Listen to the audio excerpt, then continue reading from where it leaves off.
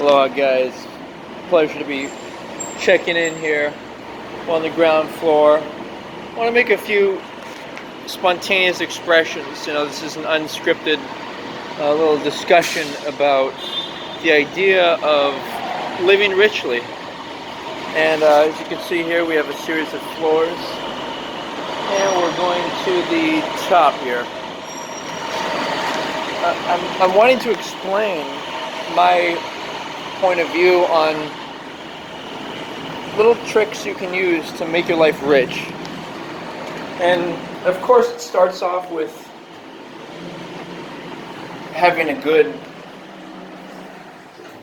frame of self-respect, that your money doesn't define you. What defines you is that you add value as possible to the world and to yourself. And another issue of interest is like I just did. I wanted to illustrate the value of when you have a choice. We got the ocean out there and the sky. Choose nicer settings. It's what we voluntarily do when we have the option, right? That's what defines us and allows us to experience a higher quality of life, even though we're not financially poised to. But what does it really mean to be rich? Like, does it mean to have the financial resources to purchasing power? Does it mean that you're stable? Does it mean you're mentally and physically healthy? By the way, you surely wouldn't trade your body for, even millions of, or if not billions of dollars. You wouldn't trade like your eye or your hand or your, of course, your sex organs, right? You wouldn't trade it for anything. But that reminds me of something, that the dream mate, the idea of the dream mate, is somebody who you don't have to impress with riches. All right, it's somebody who will like you for you, and even to extremes. Even if, say, they lost their health, or like sexual virility, or if they lost some aspects of their mental ability, but not, of course, their personality. Because if you lose your persona, which individualizes you, then you're no longer there. You're gone. But I'm just talking, and what I'm suggesting here is a true understanding of. Now, I'm gonna add some takes on actual, financial strategy and being prudent, and respecting your money as if it's energy in my discussion here. But I'm wanting to put an emphasis on other ways to just quickly transition from this sense of, poverty, victim, wanting mindset, to a mentality of responsibility and self-empowerment and, self-control, and defining what you want in your world. The idea of wanting something, right? Whenever you walk around, and this is to kind of touch on the issue of addiction and shopping addictions, just different things that make us feel like we've got to spend our money, like social, shall we say, programming or expectations of you've got to make this type of money to live this type of lifestyle. A lot of people, they live a very simple lifestyle so that in the future they can live a high quality of life by for example, me, live outside, operate out of a storage locker, such that in the future, in the current present time, I can invest and elaborate upon my ideas and business ideas, such that in the future I can enjoy the rewards of my dedication. But what I'm suggesting here, okay, is that, man, look at that view, right? Top of the shopping center here, solar panels, solar arrays. what I'm suggesting, guys, is that there are strategies that you can employ. Okay, one of them being this whole idea of, you know, oh, I'm not gonna, my money's is this closed or? No, but In any case, like I was describing, strategies, right? Like choosing to speak more formally, think more formally, dress in a fashion that's more formal. And when I mean formal, I mean you're protecting yourself. You're protecting yourself from other people's wills and their impositions and their goals and their preferences being imposed upon you. Because if you don't do that, if you don't have your own goals with corresponding dreams, then what occurs is you get taken over. And this is part of living I would say, a rich lifestyle. In order to live well, you have to make a choice to live that way. And part of that, really feeling a sense of accomplishment has to do with purpose. And the trick to purpose, I've found, is you can employ this mantra. You can say, I want to be at the right place, the right time, serve the best that I can, and you just move forward with that momentum. You do things like exercise or organize or things that, you can conveniently do. Anything to create some momentum. Even like I was saying, scheduling or brainstorming, writing down what you want and talking about it, speaking about it, even if it's just to yourself. But that's the power of the word. And equivalently, it's the power of breathing. Like the idea of breathing is that you can, when you breathe,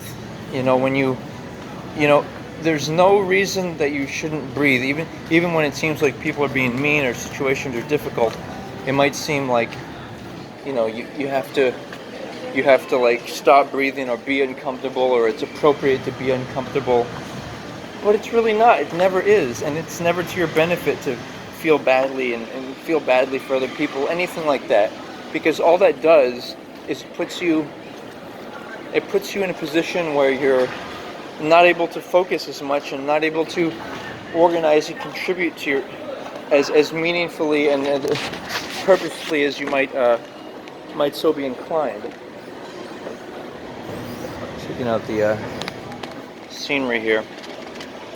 So, getting back on topic, this idea of wealth, right? Also, it has to do with, like I was describing earlier, a sense of self-respect or classiness, where if you think of it in terms. Sometimes you got to think in terms of, if you had lots of money, what would you do?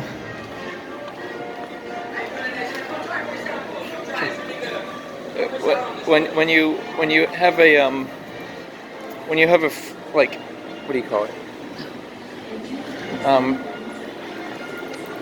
What do you call it? Free?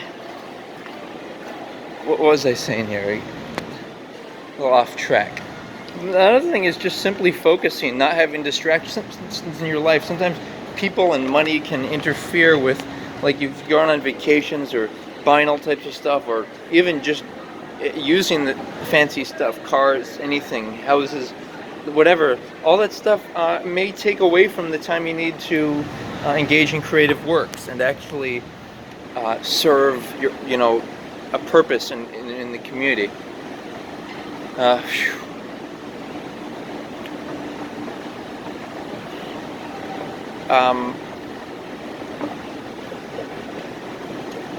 So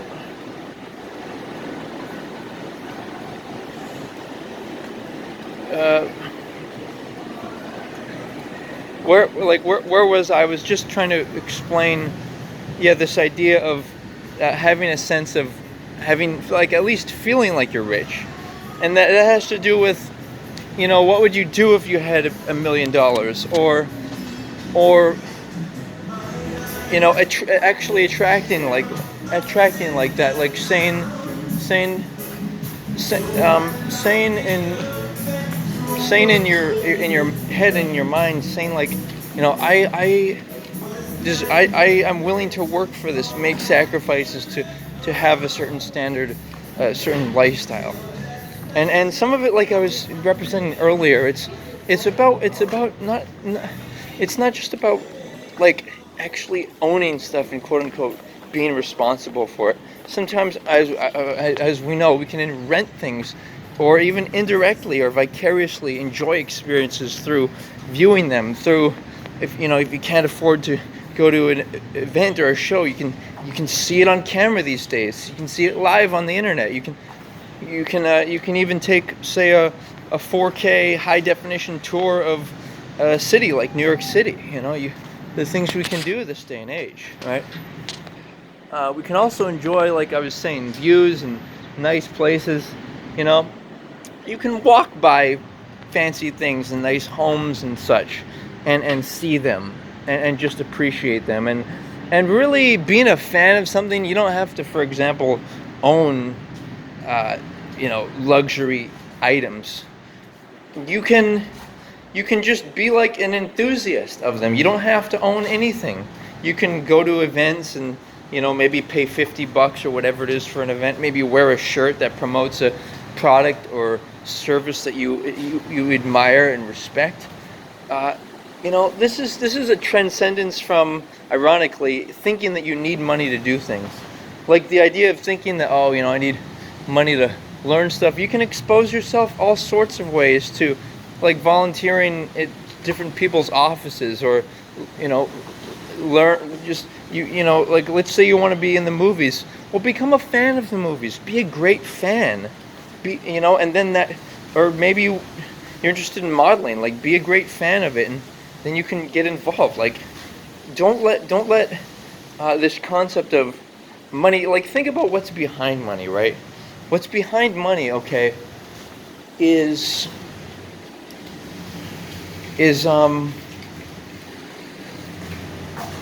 what is behind money?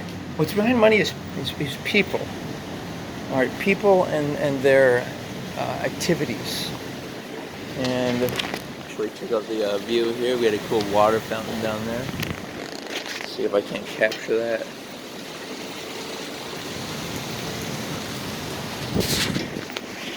And therefore, what it's really about is energy. And by the way, your money is energy. And sometimes people don't realize, whether or not they can afford to be charitable.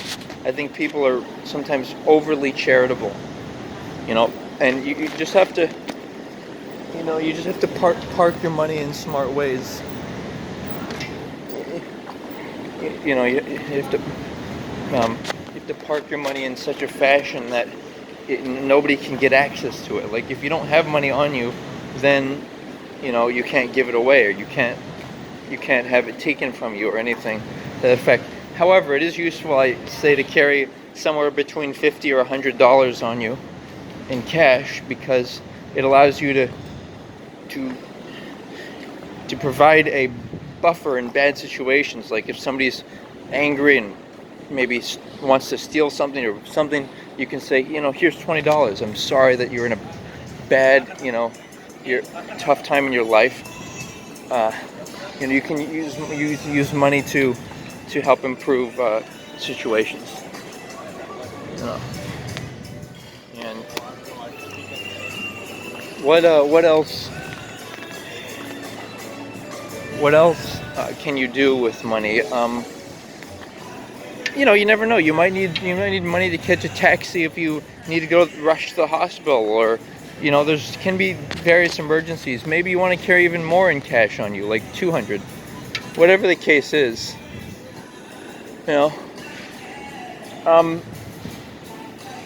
And another issue is a measure.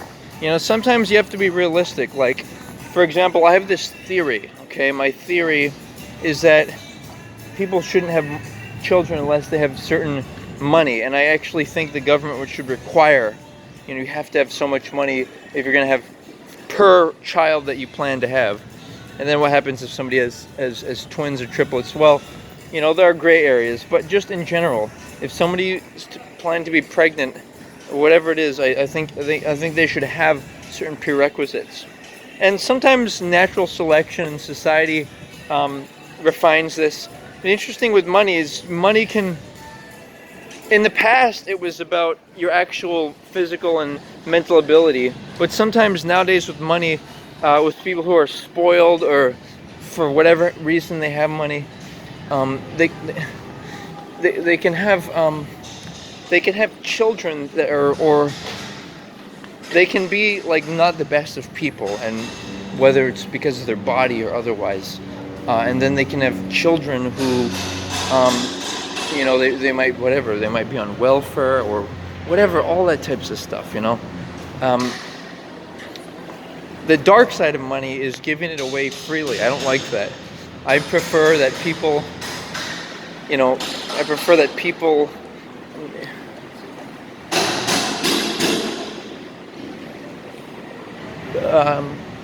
No EBT. What do food stamps. Check this out. We got a elevator in play here, escalator. But yeah, the idea of like food stamps and the idea of just giving people money. I think there should be like big housing structures for separate for men and for women.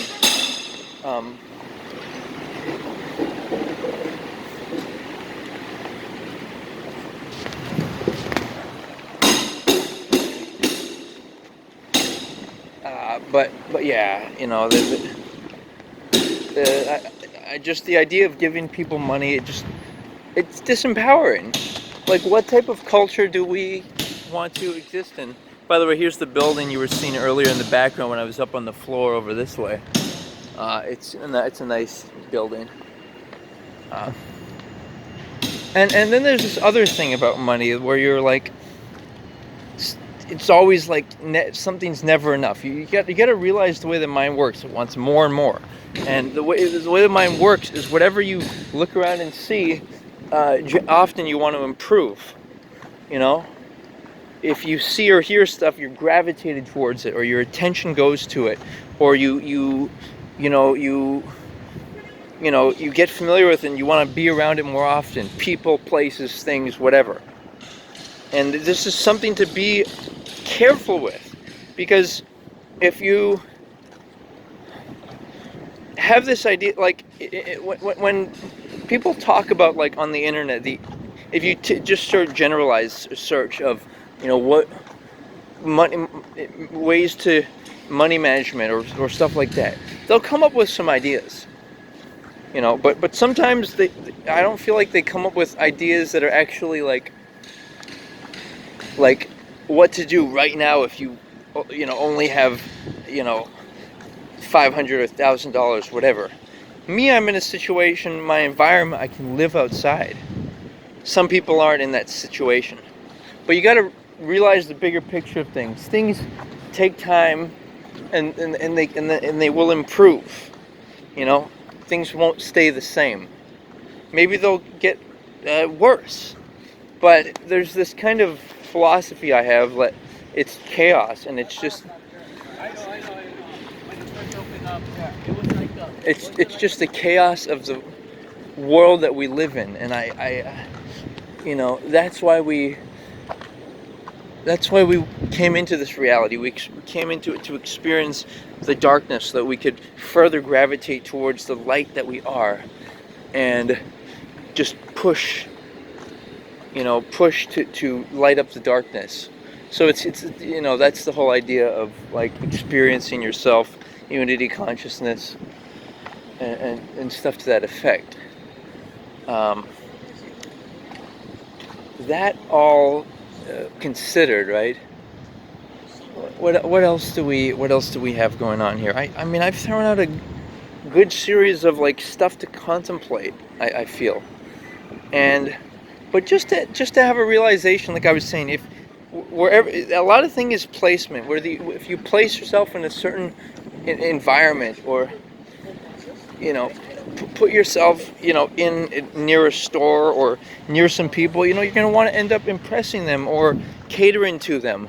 So and the same thing, if you go into, a store, you're gonna want to buy stuff. If you go near a salesperson, their job is to somehow play with your psychology or mental programming.